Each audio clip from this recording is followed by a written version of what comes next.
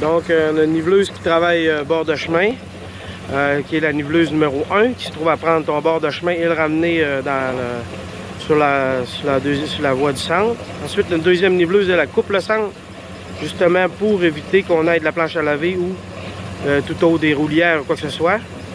Le premier niveleuse est toujours important, qui s'assure qu'il n'y a aucun matériel excédentaire dans les côtés. Pas d'ourlin, pas de matériel excédentaire. Très, très important. Comme vous pouvez voir, c'est ce qui est fait en ce moment.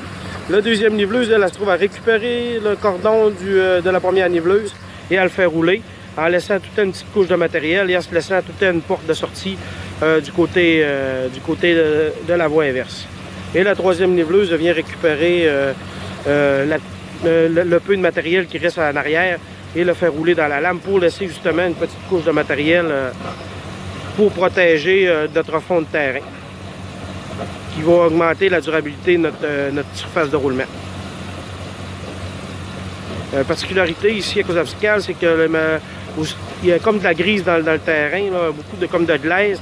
Donc les chemins sont extrêmement durs. Donc quand on nous en fait une rectification après la pluie ou quoi que ce soit, c'est durable. Donc quand le soleil arrive dessus, ça vient dur comme du ciment. Et puis par la suite, si le terrain n'a pas été une bonne mise en forme ou quoi que ce soit, là, ça devient dur de faire les rectifications. De là l'importance de laisser une petite couche de matériel à l'arrière pour éviter l'abrasion de notre surface de roulement.